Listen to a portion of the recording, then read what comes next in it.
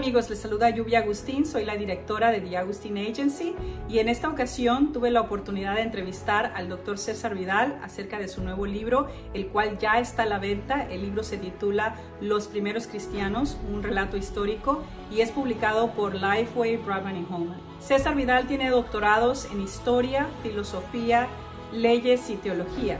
Además, ha recibido más de 17 premios literarios en una carrera de más de 30 años y ha publicado más de 200 libros.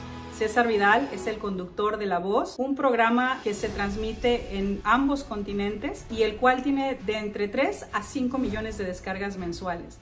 Durante nuestra entrevista, el Dr. Vidal nos contó por qué decidió revisar esta tesis. El libro de Los primeros cristianos fue su tesis doctoral de historia. Fue publicado con el título de Pentecostés a Jamniah en 1991. Luego tuvo una revisión una década después y se tituló Los primeros cristianos. Y ahora, después de casi 20 años, hace una nueva revisión con el título nuevamente de Los primeros cristianos. En la entrevista él nos habla que en realidad no ha cambiado mucho de opinión. Lo que ha hecho es mejorar aquel libro que un día fue su tesis doctoral. ¿De qué trata este libro? Bueno, el libro es un relato histórico del judeocristianismo del primer siglo. Te da la composición social y teológica de los primeros cristianos y también es una reconstrucción de los orígenes del cristianismo.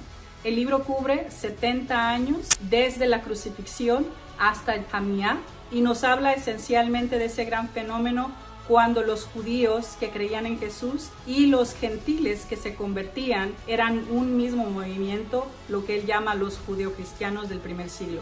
Así que sin más ni más, aquí los dejo con César Vidal hablando de los primeros cristianos.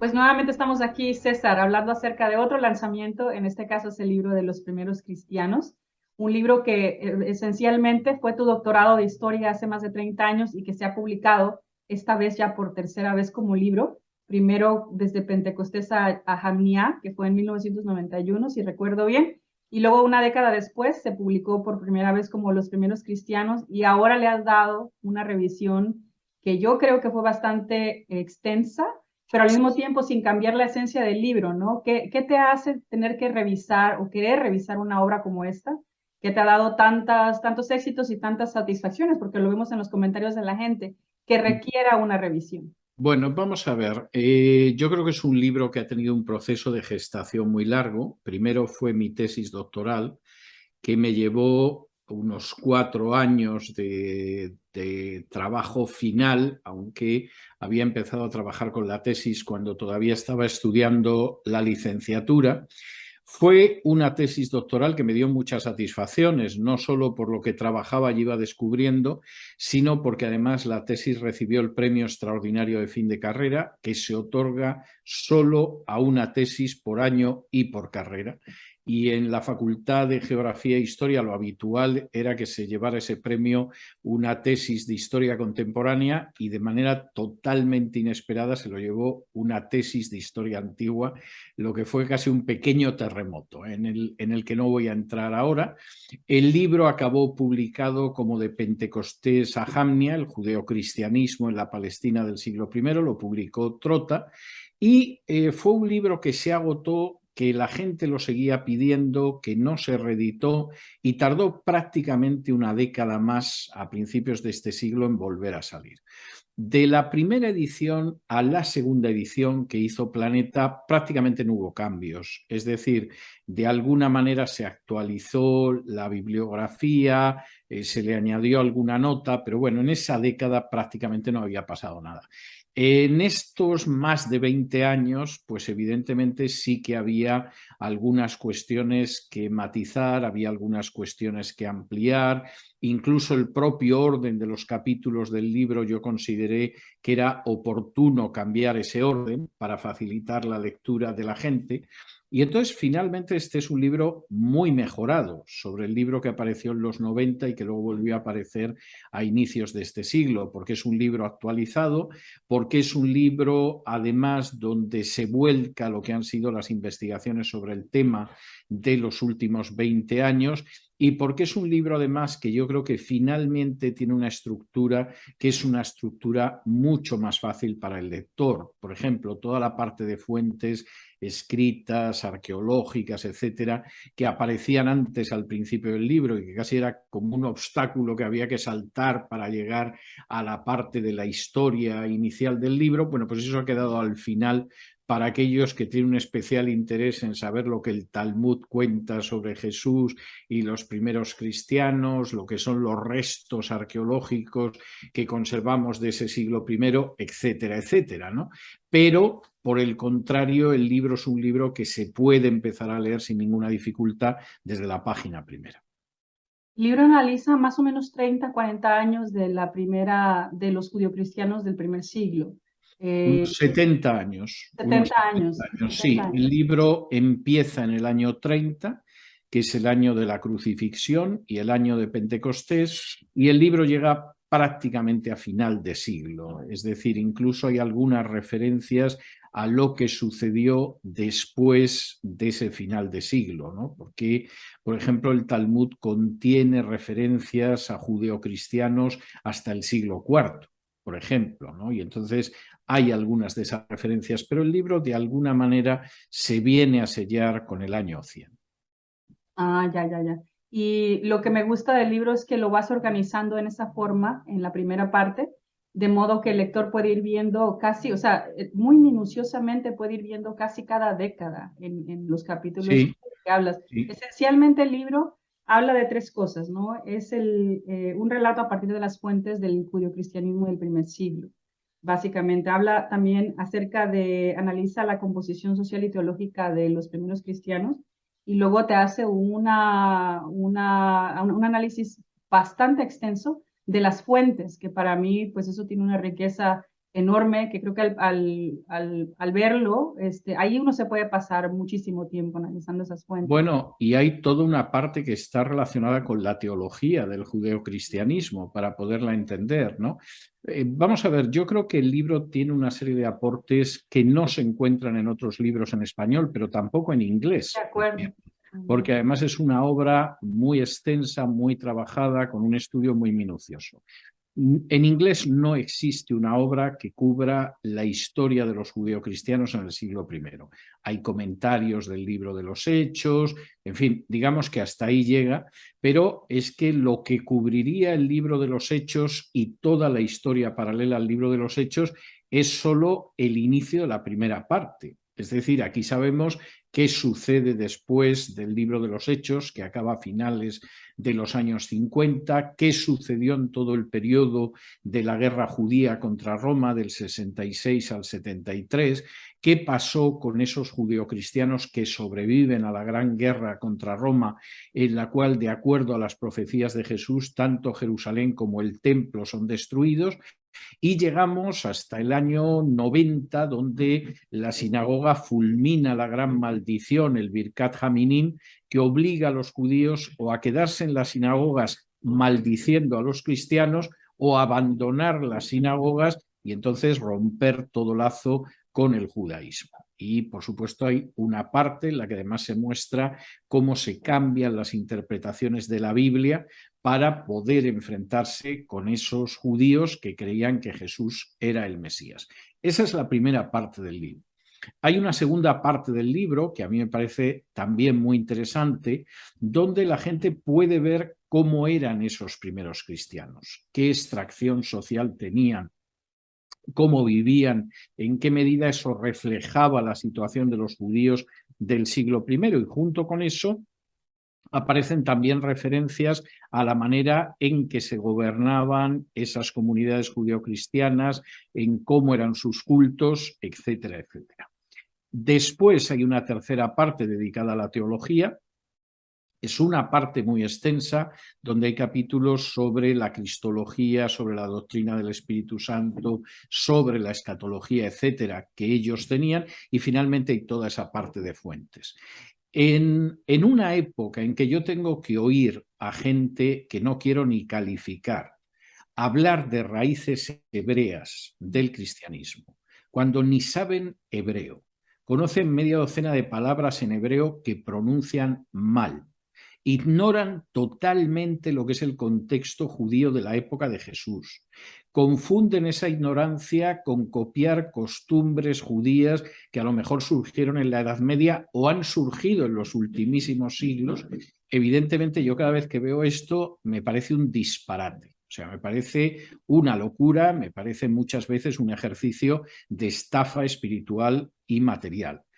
La gran diferencia que hay precisamente con este libro es que este libro se sustenta en esas fuentes escritas, arqueológicas, etcétera, que a veces son judeocristianas, a veces son cristianas a secas, a veces son paganas y a veces son judías, y que permite ver cómo la predicación del cristianismo, lejos de ser una invención y una religión nueva, en realidad es enormemente fiel a la visión del judaísmo que existía en la época de Jesús. La gran diferencia que había antes de los años 80 del siglo I es que los judíos podrían decir esperamos esto y los cristianos decían ya ha llegado esto. Pero la concepción del Mesías, de la función del Mesías, de la escatología, etcétera, eran muy similares. El judaísmo es el que va a sufrir una terrible mutación, sobre todo después de la destrucción del templo, cuando acaba capitaneado como un monopolio por los fariseos y cuando además hay una serie de interpretaciones que hay que expulsar. Es decir, antes de Jesús nadie, absolutamente nadie, negaba que el capítulo 53 de Isaías era una referencia al Mesías. El siervo sufriente de Isaías era el Mesías. Después, sobre todo en los años 80, hay que intentar negar esto, porque se parece tantísimo a la trayectoria de Jesús que tendríamos que aceptar que Jesús es el Mesías. Y muchas de esas interpretaciones judías, que luego van a quedar en el Talmud o que son incluso posteriores, son precisamente una respuesta para evitar reconocer armas teológicas al cristianismo. ¿Podrías elaborar un poquito más en cómo era ese movimiento de inicio cuando tenemos a los judíos que se convierten, ¿no? Y luego tenemos a los gentiles que se convierten y es un mismo movimiento, no es una misma comunidad. Sí, ¿Cómo era la vida? Porque eso vamos a ver, esto es algo muy importante. Los primeros discípulos de Jesús son judíos, son conscientes de que las autoridades espirituales de Israel son sus enemigas, no piensan que ahí están en una situación de pie de igualdad, que van a tener una concordia, etcétera, etcétera. Cualquiera que lea, por ejemplo, el discurso de Pedro ante el Sanedrín en Hechos 4, Pedro acusa directamente a los sumos sacerdotes y al Sanedrín de haber dado muerte a Jesús. Es decir, los romanos aquí habrán intervenido como un instrumento, pero es obvio que sois vosotros los que habéis incitado al gobernador romano a ejecutar a Jesús. Y en medio de esa situación, esos primeros cristianos que son judíos insisten en que la única salvación está en Jesús. Es decir, aquí no hay dos pactos, no hay dos vías de salvación. Aquí ha llegado el Mesías y o efectivamente aceptáis al Mesías prometido que ha cumplido las profecías y tenéis abierto el camino de salvación, o lo rechazáis y os perderéis porque no hay otro camino. Y esa es una situación que va a vivir el judeocristianismo con miembros exclusivamente judíos durante los primeros años de su trayectoria.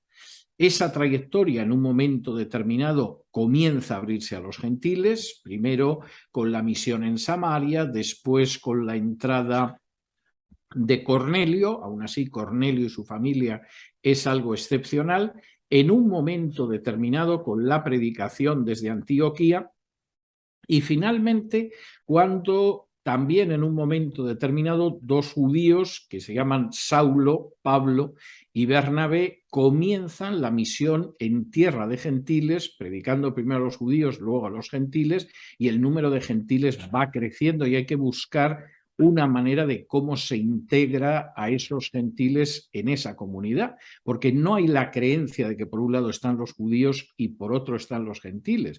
Eso es un invento teológico muy posterior. La idea es cómo se integran esos gentiles que no han formado parte de la esperanza de Israel en esa esperanza ya cumplida en Jesús el Mesías. Y eso es algo que aparece. Ahora, es muy interesante el hecho de que el contenido, por ejemplo, de los títulos que se atribuyen a Jesús como Mesías es un contenido judío. La mayoría de la gente los utiliza e ignora totalmente el significado. No era así en el siglo I, no era así entre los judíos. Los judíos sabían perfectamente quién era el Hijo del Hombre, sabían perfectamente quién era el siervo, etcétera, etcétera. Sabían quién era perfectamente la roca. Bueno, por un lado, la separación del resto de los judíos, por otro, la entrada masiva de gentiles y sobre todo a partir de finales del siglo I, de gentiles muy paganizados, algo que acaba reventando de alguna manera a los seguidores de Jesús desde inicios del siglo IV, hace que buena parte de eso se pierda. Y esa pérdida continúa a día de hoy. Es decir, para mucha de la gente utilizar títulos que son muy importantes en el Nuevo Testamento, como puede ser el siervo, como puede ser el Hijo del Hombre, como puede ser el que ha de venir, como puede ser la roca, etcétera, es algo extraño. Están acostumbrados a utilizar otros tipos de títulos con Jesús que pueden ser acertados, pero han arrojado por la borda todo lo otro. Y cuando de pronto se habla de raíces judías, pues no se está hablando de raíces judías, se habla de un folclore inventado y ridículo desde una perspectiva judía que algunos presentan como las raíces judías y que no lo son. Sí, interesante. Y luego, en cuanto a cuando se separan los cristianos, bueno, los judío-cristianos, se hacen dos movimientos. Hablaste un poquito acerca de que fueron los judíos los que decidieron, o sea, el establecimiento, ¿no? Los que decidieron Sí, penalizar a los que querían ser cristianos. hay ¿Cómo un fue esa elemento, separación? yo creo que hay un elemento muy importante que el propio Jesús anuncia. Es decir, hay gente que le entusiasma especular con profecía, escatología, etcétera. Siempre hacen el ridículo. Lamento tener que decir esto, pero yo me convertí hace casi medio siglo y no he dejado de verles hacer el ridículo durante casi medio siglo. Y cuando llegan, por ejemplo, a textos como Mateo 24 o Marcos 13 o Lucas 21, en vez de contemplar la profecía de la destrucción del templo, que es clarísima y que se cumplió de manera clarísima en el año 70 del siglo I, y ven a Rusia, ven a China, ven a la Unión Europea, ven todo menos lo que hay en las profecías de Jesús. Esa profecía de la destrucción del templo y de la destrucción de Jerusalén tuvo una enorme importancia para los primeros cristianos, no solo porque se cumplió, sino porque además el sistema judío había terminado. El nuevo pacto que Jesús inaugura en la última cena y que es el nuevo pacto profetizado en el capítulo 31 del profeta Jeremías, bueno, al cabo de esa generación, como dice Jesús, esto se va a cumplir en esta generación, eso se cumplió de manera matemática en esa generación, la generación del 30 al 70, y efectivamente para los primeros cristianos esto fue muy importante, pero también fue muy importante para los judíos, porque acabó Jerusalén, acabó el templo, acabó la división en distintos grupos dentro del judaísmo, acabó Israel como un poder político con mayor o menor autonomía, bajo Roma, pero con cierta autonomía y cierta independencia. Y eso significa que de pronto el judaísmo se queda sin nada. Es decir, no tiene un templo donde se vayan a celebrar los sacrificios, no tiene una autoridad política, no tiene una capital espiritual, no hay nada. Incluso algunos de los movimientos que conocemos por el Nuevo Testamento desaparecen. Los saduceos desaparecen porque era la aristocracia sacerdotal. Si ya no hay templo donde tenga que oficiar un sumo sacerdote, pues esa aristocracia desaparece. Los esenios, que vivían en Qumran, a los que debemos los manuscritos del Mar Muerto, desaparecieron ante las legiones romanas a finales de la década de los 60. Y entonces lo único que queda sobre ese pueblo de Israel son los fariseos. Y esos fariseos, a los que define Jesús, por ejemplo, tan claramente en el capítulo 23 del Evangelio de Mateo, se apoderan del pueblo judío, se apoderan de las riendas del judaísmo. Ya no tienen que competir ni rivalizar con saduceos, con esenios, etcétera, son ellos solos. Y esos fariseos están decididos a que no haya nadie en el seno del pueblo judío que pueda discutir su autoridad espiritual. Han podido llevar muy mal la rivalidad con los saduceos, pero no los podían eliminar. Quien lo ha hecho ha sido esa guerra contra Roma. Y eso tiene, yo creo que, dos consecuencias muy claras. La primera, que hay que expulsar a los judeocristianos, porque estos muestran que hay judíos que no aceptan nuestra manera de interpretar el judaísmo. Y eso se consigue en el concilio de Yavne o Jamnia, en torno al año 80-90 después de Cristo, cuando se aprueban una serie de normas que obligan a los judíos que crean en Jesús o a verse fuera de la sinagoga o a quedarse dentro, pero entonces maldiciendo a los otros cristianos y renegando de Jesús. Esa es la primera consecuencia. Pero la segunda consecuencia es todavía más importante, porque los fariseos, a partir de ese final del siglo I, inicios del siglo II, crean un judaísmo específico, que es el judaísmo actual, de aquellos que practican el talmudismo. Esto es algo que reconocerían incluso los eruditos judíos que no se cieguen. Es decir, por supuesto, esos fariseos van a decir que su interpretación de la Torá oral, pues Dios se la dio a Moisés también en el Sinaí. Por un lado le dio la Torá escrita y por otro la tradición de los fariseos, la Torá oral. Pero sabemos que esto no es cierto. Y de hecho, yo colgué hace unos meses en mi página web, en cesarvidal.com, una entrevista con un catedrático de la Universidad Hebrea de Jerusalén, donde él mismo reconocía que finalmente el judaísmo no tiene una base en la Biblia. El judaísmo se basa sobre todo en los rabinos del siglo II. Y por lo tanto, ese judeocristianismo que estaba unido al resto del judaísmo, aunque creyera en Jesús, por un lado queda expulsado y por otro lado el judaísmo sin Jesús se convierte en el judaísmo farisaico, que cambia todas las interpretaciones de la escritura que quiere, sobre todo a partir del siglo II. Entonces, desde ese movimiento, o sea, el judaísmo de aquella época era el que sostenía el cristianismo, la base del cristianismo, por decir. Entonces, la teoría debió haber sido, o lo natural debió haber sido, que al ellos excluirse o separarse, entonces todo se acabara, ¿no? O sea, como que se apagara ese movimiento y la gente dejara de efectivamente, por lo menos dejaran de contaminar a los otros judíos.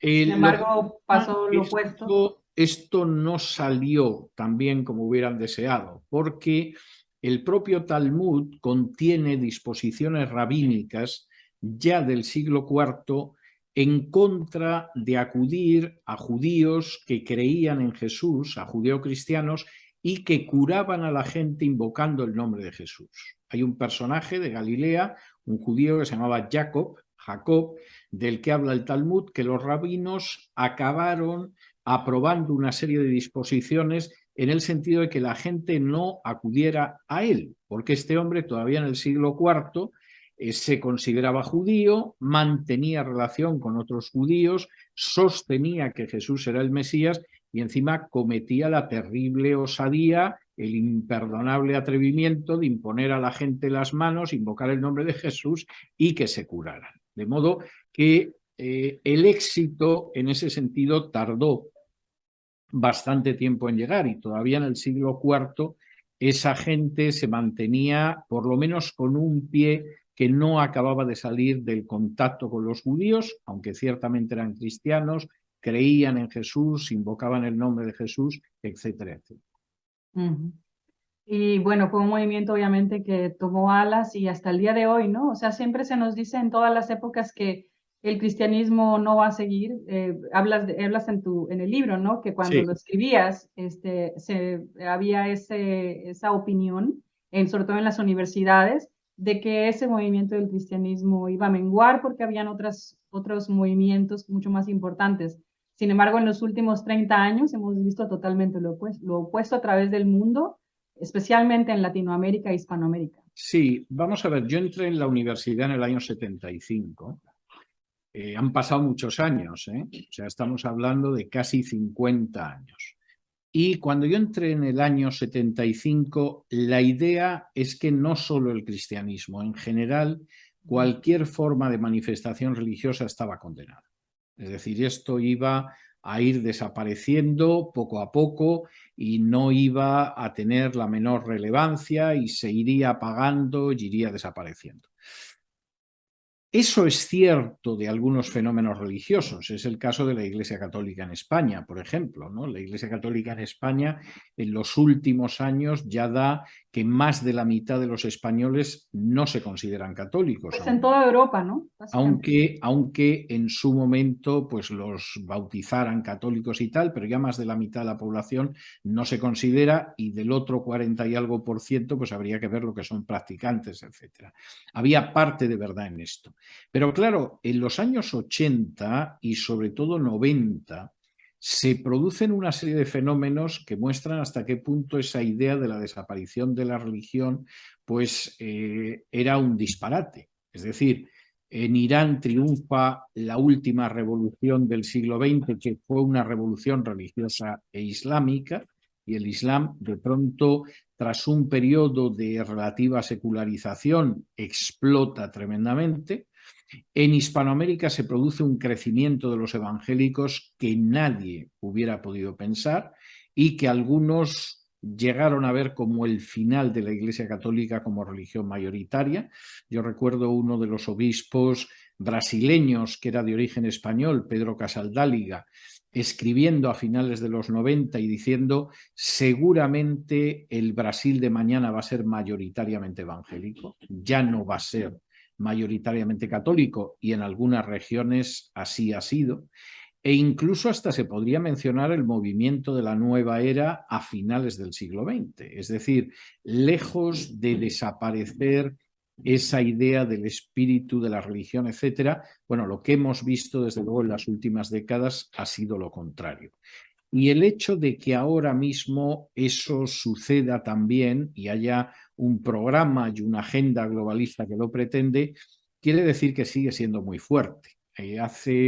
Hace apenas unos días, Tulsi Gabbard, que fue candidata para la nominación a las elecciones presidenciales por el Partido Demócrata, se marchaba del Partido Demócrata, y una de las razones que daba era decir, bueno, el Partido Demócrata de hoy se dedica a perseguir a los que tienen ideas espirituales e ideas religiosas. Pero claro, eso demuestra que siguen existiendo y que tienen una pujanza mayor de la que ahora querría esa dirección del Partido Demócrata, al que Tulsi Gabbard denomina una cábala elitista y belicista, ¿no? Entonces, cuando yo estaba redactando esta tesis, para mí era evidente. Yo había empezado mi primera carrera en el año 75, había terminado, que fue Derecho, había terminado Derecho, había ejercido la abogacía, empecé la licenciatura en Historia, la acabé y estaba preparando la tesis doctoral, y en ese periodo de tiempo, que fue casi consecutivo, de pronto el mundo era muy distinto de como nos habían anunciado que iba a ser a mediados de los años 70. Así es, así es. Bueno, qué curioso que mencionas temas de actualidad, porque una de las cosas que es bastante interesante del libro es que obviamente estamos leyendo datos históricos y una teología profunda. O sea que la forma en que yo le recomiendo a la gente que lo lea es que lo lea sin parar y después vaya y regrese y revise cada punto, porque si no, nunca terminas. Y una de las cosas hay muchos temas, pero uno que me recuerdo que resalta es de que movimientos que hoy día son modernos y son la última novedad, por ejemplo, como la inclusión y la diversidad, lo vemos en el cristianismo desde su fundamento, ¿no?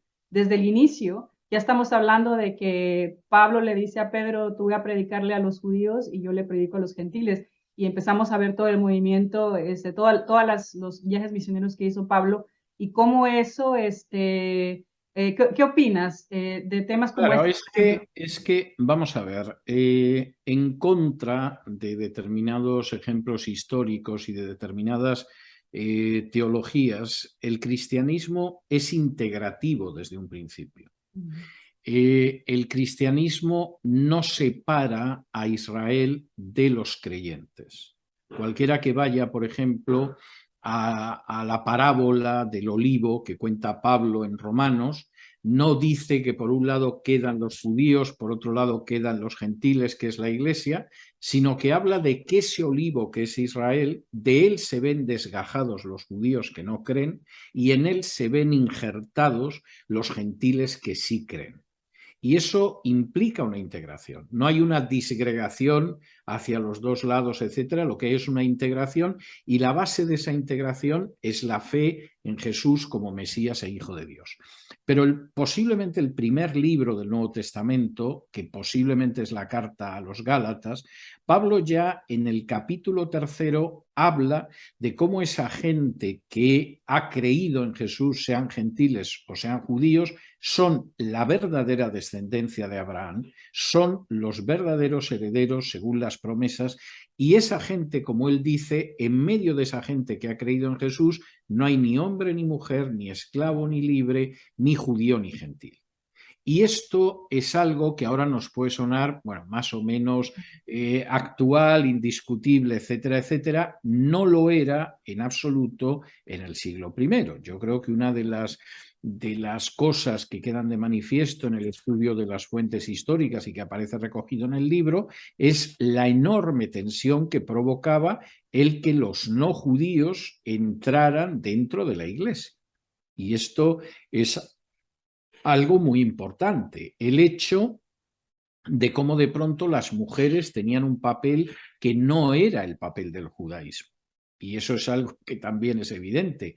E incluso cómo manejabas que un esclavo estuviera a la altura de alguien que era libre. Y en ese sentido es muy interesante ver la composición social de esos judeocristianos, de esos primeros cristianos, para ver cómo además siempre hubo una voluntad de alcanzar todos los estratos de la sociedad, ¿no? La idea de que de pronto te vas a dedicar a alcanzar a un estrato o a este estrato hubiera sido muy chocante, porque para ellos la idea era que había que alcanzar a toda la sociedad y punto, ¿no? Eso de pronto de dividirla en hombres, mujeres, esclavos, libres, gentiles, judíos, era algo que realmente se les escapaba. Bueno, aquí lo vemos en el capítulo 2, hablas acerca de la Iglesia Universal, de la coronación de Agripa al Concilio de Jerusalén, que eso es del año 37 al 49. Háblanos un poquito más acerca de esa época. Bueno, yo creo que ahí es una época enormemente importante. El cristianismo primitivo funcionó con una enorme rapidez. Es decir, una de las cosas que más llama la atención es que en un primer momento y consecuencia de su desarrollo espiritual y de lo bien que se sentían, pues si hubieran dejado a esos primeros judeocristianos no se hubieran movido de Jerusalén, es decir, tendrían algunas estribaciones en Galilea, etcétera, pero no se hubieran movido de Jerusalén y estaban verdaderamente contentos y satisfechos. Y lo que hace que finalmente tengan que salir de Jerusalén, tengan que dispersarse y empiecen a compartir el Evangelio con otras personas, es el estallido de la persecución herodiana. Es decir, los apóstoles permanecen en Jerusalén, pero los discípulos se apartan de las posibilidades de golpes del poder herodiano y eso hace que el cristianismo en muy poquitos años llegue a Samaria, llegue hasta el final de Judea, llegue hasta los gentiles y empieza a llegar a continentes como el europeo. Cuando Pablo finalmente pasa a Europa, es verdad que él va a desarrollar toda una estrategia misionera nueva, pero ya había comunidades cristianas en Europa. Él escribe una comunidad de los romanos que no había fundado él, que no había fundado Pedro, que quizá era de gente que en algún momento acabó llegando hasta las orillas del río Tíber en Roma, y que indica hasta qué punto el cristianismo avanza de una manera absolutamente excepcional. Y ese periodo que tú mencionas ahí, que es sobre todo la década de los años 30, inicios de los 40, es una década extraordinariamente fecunda en cuanto al avance del cristianismo. Yo creo que es una cuestión para reflexionar, porque ciertamente esta gente podía en un momento determinado moverse con una lengua común por todo el imperio, que en la zona oriental era fundamentalmente el griego, pero la capacidad de expansión, de avance, de asentamiento de las comunidades comparativamente era muy superior a lo que vivimos ahora. Uh-huh, uh-huh.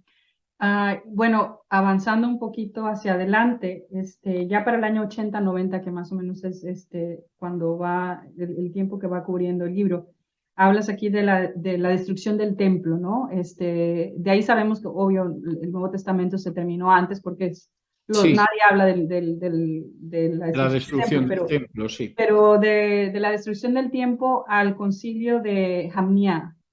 Háblanos de ese periodo Yo y creo, quiero que hablemos un poquito más de las fuentes. ahí se producen fenómenos tremendamente interesantes. En el periodo anterior a la guerra hay episodios sobre los que no tenemos noticia porque no aparecen en el Nuevo Testamento, pero sí aparecen en otras fuentes, como por ejemplo el hecho de Santiago siendo el máximo dirigente de la comunidad de Jerusalén. Santiago, el hermano de Jesús, que además fue ejecutado por orden de las autoridades judías del templo, ¿no? Podemos ver lo que pasó con personajes históricos como Nicodemo, porque aparece en otras fuentes, lo que pasó con la propia hija de Nicodemo durante la guerra. Es decir, todo esto no voy a entrar en lo que ahora llaman un spoiler, no lo voy a contar, pero por supuesto en el libro aparece descrito con todo lujo de detalles. Y lo que sucede es que después de la destrucción del templo hay un mundo totalmente distinto. Como mencionaba antes, el gran desafío de los judíos es qué hacemos cuando Dios no ha protegido a Jerusalén, cuando además el templo ha sido arrasado, cuando incluso algunos de los movimientos espirituales han desaparecido. Bueno, hubo gente que lo interpretó, es el caso de Flavio Josefo en su Guerra de los Judíos, como un castigo de Dios.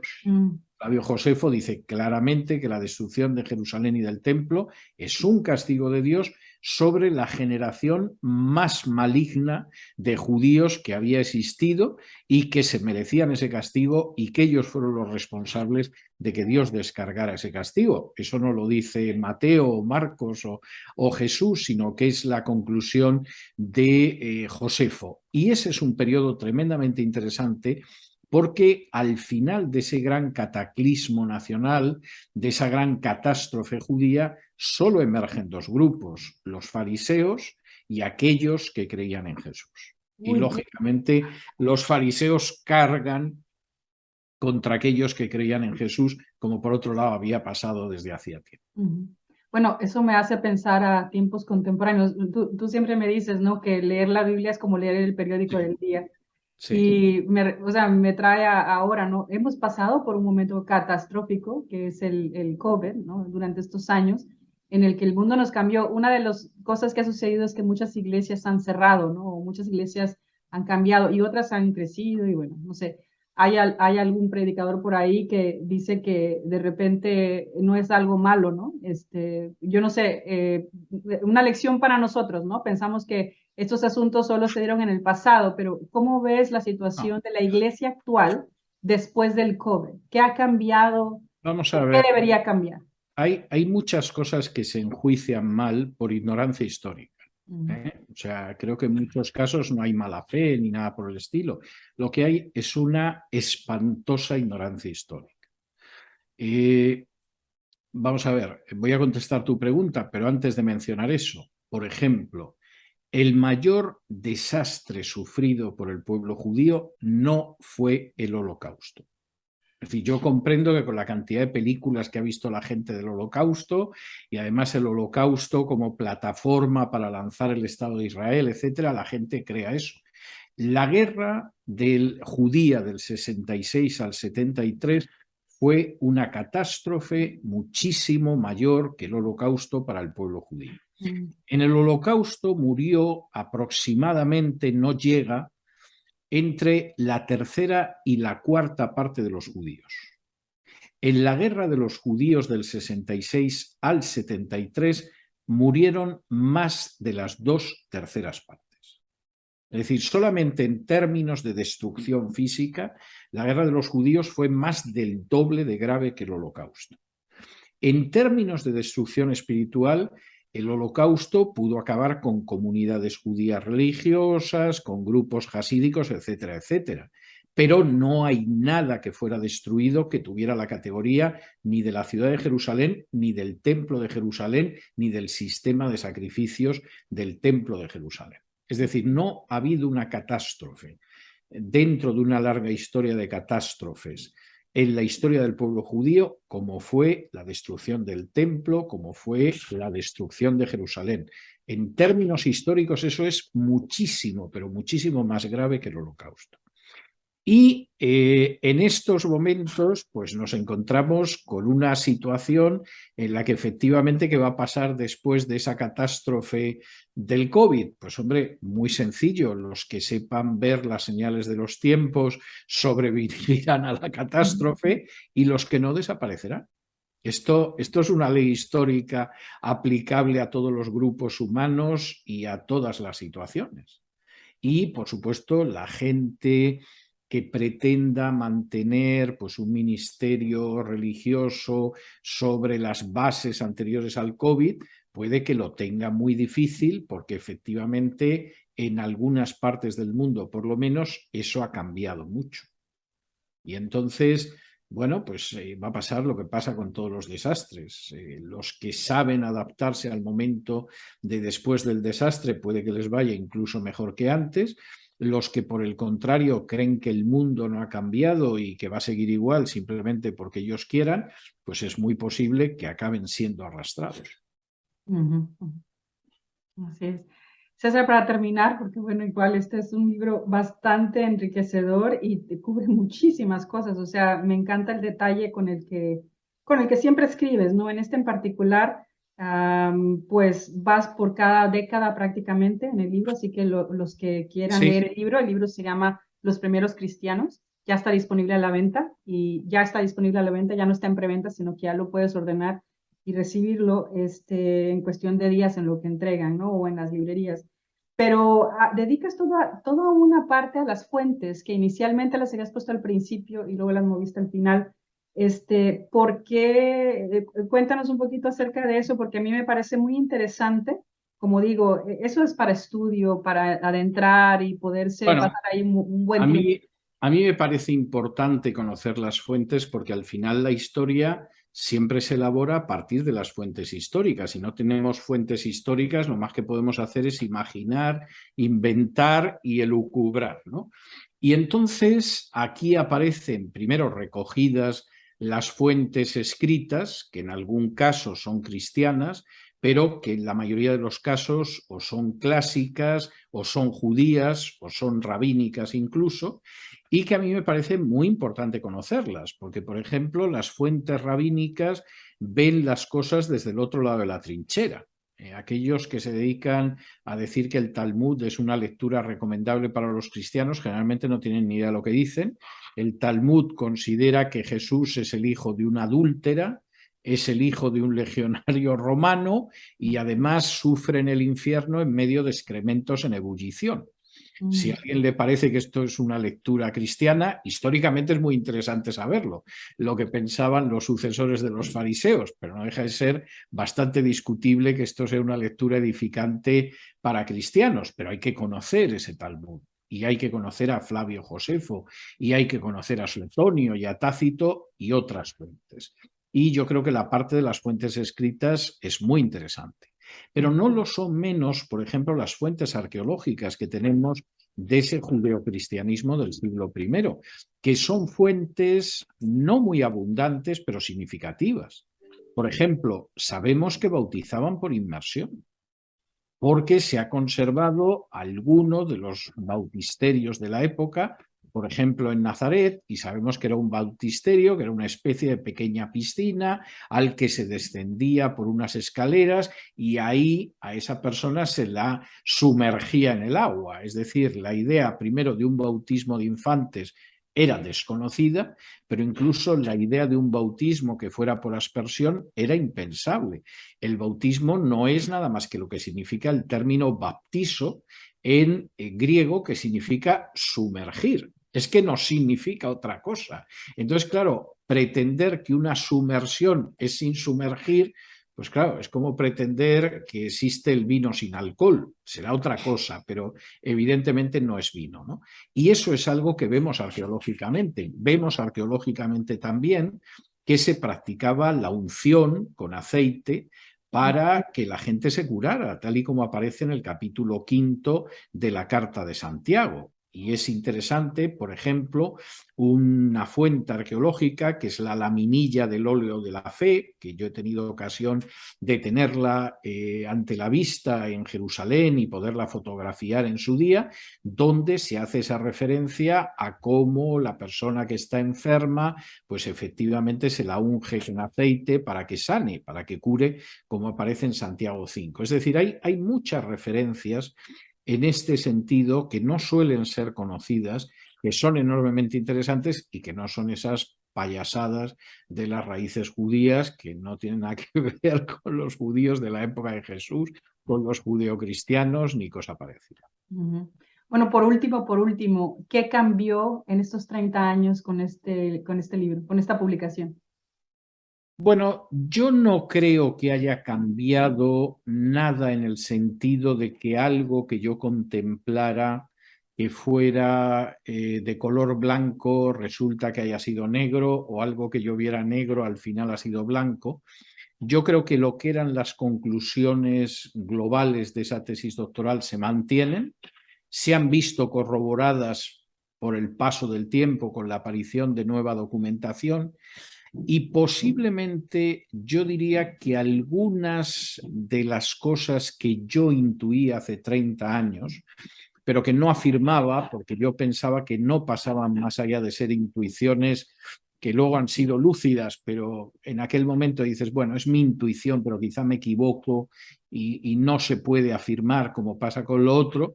Bueno, pues esas intuiciones han sido correctas. Es decir, no me voy a alargar ahora, pero una serie de intuiciones, pues por ejemplo, sobre el contenido del Apocalipsis, sobre la formulación de la relación dentro del judeocristianismo, etcétera. En esos 30 años ha sido decir, bueno, la intuición era correcta y esto todavía va más lejos de lo que yo podía intuir hace 30 años.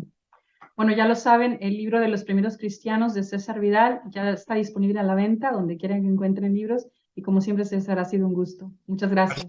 Ha sido un placer también para mí, porque de pronto, mientras te respondía las preguntas, me estaba acordando de cosas de cuando era mucho más joven y me estaba divirtiendo mucho rememorando episodios, ¿no? Por ejemplo, una de las cosas que me vino ahora a la cabeza cuando te comentaba lo de la laminilla del óleo de la fe o los bautisterios, es cuando yo estuve en Nazaret para poder fotografiar estos lugares históricos. Y entonces la persona que estaba de guarda de estos lugares históricos, cuando yo le empecé a preguntar por ciertas cosas, se quedó absolutamente sorprendido de lo que yo le preguntaba y me dice, ¿usted sabe de lo que habla? Porque es que la gente que viene por aquí, hombre, pues son gente piadosa, son peregrinos, pero la verdad es que no saben nada y pues usted sabe de lo que habla. Y en ese momento fue a su oficina, descolgó un manojo de llaves tremendo que tenía allí y se dedicó a enseñarme lo que no enseñaba a los turistas, pero que era lo que yo sí quería ver. Me lo dejó fotografiar con toda libertad, incluida los restos de la tumba del último familiar de Jesús, que murió en Panfilia, se llamaba Conón, pero lo acabaron sepultando en Nazaret.